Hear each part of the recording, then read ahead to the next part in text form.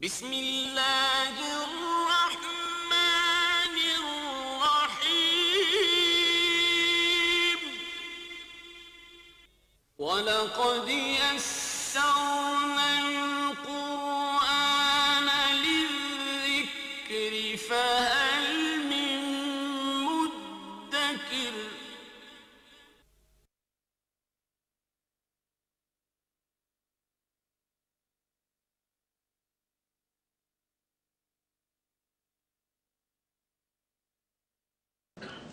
الحمد لله وكفى والصلاة والسلام على عباده الذين اصطفى خصوصا على أفضلهم وخاتم النبيين محمد الأمين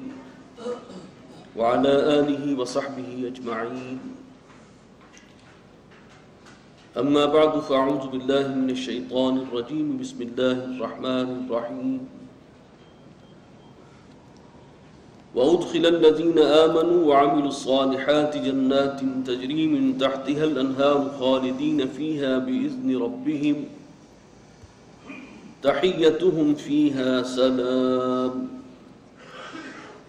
ألم تر كيف ضرب الله مثلا كلمة طيبة كشجرة طيبة أصلها ثابت وفرعها في السماء تؤتي أكلها كل حين بإذن ربها ويضرب الله الأمثال للناس لعلهم يتذكرون صدق الله العظيم رب اشرح لي صدري ويسر لي أمري واحلل عقدة من لساني يفقهوا قولي اللهم ألهمني رشدي وأعذني من شرور نفسي اللهم أرنا الحق حقا وارزقنا اتباعه وأرنا الباطل باطلا وارزقنا اجتنابه اللهم رب زدني علما آمين يا رب العالمين سورہ ابراہیم کے 23ویں آیت سے ہمیں آج مطالعے کا آغاز کرنا ہے وَأُدْخِلَ الَّذِينَ آمَنُوا وَعَمِلُوا الصَّالِحَاتِ جَنَّاتٍ تَجْرِي مِن تَحْتِهَا الْأَنْهَارُ اور داخل کیے جائیں گے وہ لوگ جو ایمان لائے تھے اور جنہوں نے اچھے عمل کیے تھے، جنہوں نے شیطان کے راستے کو چھوڑ کر اللہ کا راستہ صراط مستقیم اس کو اختیار کیا تھا،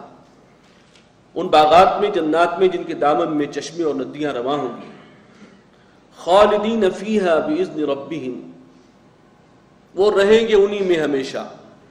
اپنے رب کے حکم سے، اپنے رب کے اذن سے، تحیتہم فیہا سلام،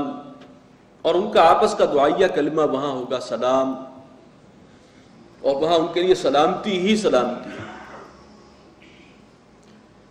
أَلَمْ تَرَ كَيْفَ ضَرَبَ اللَّهُ مَثَلًا كَلِمَةً طَيِّبَةً،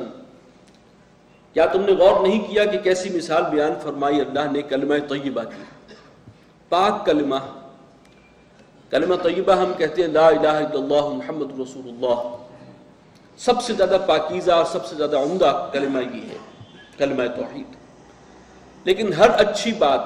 جس کی بنیاد توحید پر ہو، راستی پر ہو، صداقت پر ہو، حق پر ہو، وہ کلمہ طیبہ ہے، اور اس میں اعلیٰ ترین یہ ہے کلمہ توحید۔ تو کلمہ طیبہ کی مثال اللہ کے نزدیک ایسی ہے کشجرۃ طیبۃ، جیسے کوئی پاکیزہ درخت، بہت ستھرا اور عمدہ درخت ہو، اصلها ثابت وفرعها فی السماء، اس کی جڑ جو ہے وہ خوب مضبوط ہے، جمی ہوئی ہے زمین میں، اور اس کی شاخیں آسمان سے باتیں کر رہی ہیں۔ ہر اچھی بات کے لیے ایک مضبوط بنیاد ہوتی ہے، جو بھی حق بات ہے اس کے لیے ایک بنیاد ہے مضبوط، اس کی جڑ ہے جو گہری زمین میں اتری ہوئی ہے، اور کلمہ توحید یہ تو سب سے زیادہ محکم بات ہے، اور اس کی جو شاخیں ہیں وہ آسمان سے باتیں کر رہی ہیں۔ یہ تناور درخت، یہ مضبوط درخت، یہ عمدہ درخت، تؤتی اکلہا کل حین بإذن ربہا، اور یہ درخت اپنا پھل لاتا ہے ہر موسم میں، ہر وقت اپنے رب کے حکم سے۔ یہ جو کلمہ توحید ہے، مجھے پھر وہ اقبال کا شعر یاد آ رہا ہے کہ یہ نغمہ فصل گلو لالا کا نہیں پابند، بہار ہو کے خزاں لا الہ الا اللہ۔ تو تؤتی اکلہا کل حین، یہ اپنا پھل لاتا ہے، یہ جو شجرہ طیبہ ہے، ہر موسم میں، یہ پابند نہیں ہے کہ بہار ہو یا خزاں،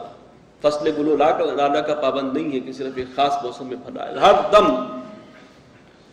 وَيَضْرِبُ اللَّهُ الْأَمْثَالَ لِلنَّاسِ، اللہ تعالیٰ مثال بیان فرماتا ہے لوگوں کے لیے تاکہ وہ بات کو سمجھیں، حقیقت تک رسائی حاصل کریں، قریب پہنچ جائیں حقیقت کے، لعلہم یتذکرون، تاکہ وہ غور و فکر کریں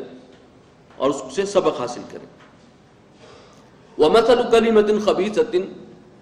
اور مثال کلمہ خبیثہ کی، ناپاک بات،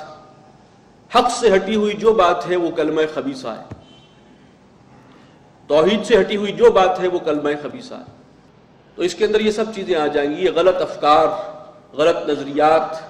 یہ فلسفے جو انسان اپنے ذہن سے تراشتا ہے، جس کے لیے قرآن میں اور اللہ کی آسمانی وحی کے اندر کوئی بنیاد نہیں ہے، کوئی سند نہیں ہے، اور جو اللہ کی ہدایت سے ہٹے ہوئے ہیں، وہ سب اسی کی مثال ہے۔ کلمہ خبیثہ یہ باطل ہے اصل میں۔ اس کی مثال کیسے ہے؟ کشجرۃ خبیثہ، جیسے ایک خبیث درخت ہو، نکما اور ناکارہ درخت ہو، تُسْقَطْ مِنْ فَوْقِ الْأَرْضِ، اور اسے اکھاڑ دیا جائے زمین کے اوپر ہی سے، یعنی اس کی جڑیں تو گہری ہے ہی نہیں، اس کی کوئی جڑ نہیں، بنیاد نہیں، اس کے پیچھے کوئی ٹھوس علم نہیں، کوئی سند نہیں، کوئی برہان نہیں، کوئی اللہ کی طرف سے اس کی کوئی ضمانت نہیں۔ جیسے کوئی جھاڑ جھکاڑ ہوتا ہے، اس کا پھیلاؤ تو کافی ہے لیکن اس کی جڑ ہے ہی نہیں، آپ نے ذرا کھینچا وہ نکل آیا۔ تو اس کے اندر یہ جو تمام باطل نظریات ہیں ان سب کی یہی حقیقت ہے۔ ما لہا من قرار، اس کے لیے ٹھہراؤ نہیں ہے، کوئی ثبات نہیں ہے۔ یثبت اللہ الذین آمنوا بالقول الثابت فی الحیاۃ الدنیا، اللہ تعالیٰ مضبوط کرتا ہے، جما دیتا ہے اہل ایمان کو قول محکم کی بدولت دنیا کی زندگی میں۔ یہی قول محکم ہے، یہ قرآن ہے، سب سے بڑا قول محکم یہ قرآن ہے۔ ان اللہ یرفع بہذا الکتاب اقواما، اللہ تعالیٰ اسی کے ذریعے اب اقوام کو عروج تک پہنچائے گا، ان کے قدموں کو جمائے گا۔ وفی الآخرہ، اور آخرت میں بھی یہ اہل ایمان کے قدموں کو جمانے والی شے ہوگی۔ ویضل اللہ الظالمین، اور اللہ تعالیٰ گمراہ کر دیتا ہے ظالموں کو، جو خود راہ حق پر نہ آنا چاہیں اللہ تعالیٰ انہیں بچلا دیتا ہے سیدھے راستے سے۔ ویفعل اللہ ما یشاء، اور اللہ کرتا ہے جو وہ چاہتا ہے۔ الم تر الی الذین بدلوا نعمت اللہ کفرا، یا تم نے غور نہیں کیا ان لوگوں کی حالت پر جنہوں نے اللہ کی نعمت کو، اللہ کے احسان کو بدل ڈالا ناشکری سے۔ خاص طور پر اس میں قریش مکہ کی طرف اشارہ ہے، کتنا بڑا احسان اللہ نے فرمایا، وہ اپنا آخری پیغمبر، نبی آخر زماں، ہدایت کا خورشید تاباں وہاں پر جو ہے وہ طلوع ہوا ہے، وہ ان کو عطا ہوئے ہیں، ان کے اندر ہیں، ان میں وہ دعوت دے رہے ہیں، اور پھر قرآن جیسی نعمت کو انہیں عطا ہو رہی ہے، اس نعمت کو انہوں نے ناشکری سے اور کفران نعمت سے بدل دیا اپنے طرز عمل سے۔ وَأَحَلُّوا قَوْمَهُمْ دَارَ الْبَوَارِ، اور لا اتارا انہوں نے اپنی قوم کو تباہی کے گھر پر، تباہی کے دہانے پر، یعنی ان کے جو سردار ہیں جن کے پیچھے وہ چل رہے ہیں، انہوں نے اپنی قوم کو تباہی کے دہانے پر لا کر کھڑا کر دیا۔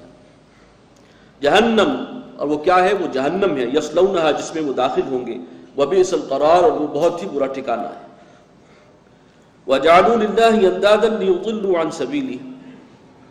انہوں نے اللہ کے کچھ بدے مقابل ٹھہرا لیے ہیں، ہم سر ہم پلہ بنا لیے ہیں، تاکہ وہ بہکائیں اور گمراہ کریں لوگوں کو اللہ کے راستے سے۔ قل تمتعوا، کہہ دیجئے کہ نفع اٹھا لو اس چار روزہ زندگی کا، جو ابھی مہلت ہے تمہاری برت لو۔ فإن مصيركم إلى النار، بالآخر تو تمہارا جو لوٹنا ہے، تمہارا انجام وہ جہنم ہی ہے۔ قل لعبادي الذين آمنوا، اے نبی میرے ان بندوں سے کہیے کہ جو ایمان لائے ہیں۔ یہ انداز جو ہے یہ مکی صورتوں میں آپ کو ملے گا، یا ایھا الذین آمنوا کے الفاظ کی بجائے مدینہ میں زیادہ تر خطاب مسلمانوں سے ہوا یا ایھا الذین آمنوا کے لقب سے یا خطاب سے، لیکن مکہ میں یا عبادی الذین آمنوا، اے میرے وہ بندوں جو ایمان لائے ہو، یا قل لعبادی الذین آمنوا، اے نبی کہہ دیجئے میرے ان بندوں سے جو ایمان لائے ہیں۔ یہ بڑا اپنائیت کا اس میں معاملہ ہے، بڑی دلجوئی کا انداز ہے۔ یقیموا الصلاۃ وینفقوا مما رزقناہم سرا وعلانیہ، وہ نماز قائم رکھیں اور خرچ کرتے رہیں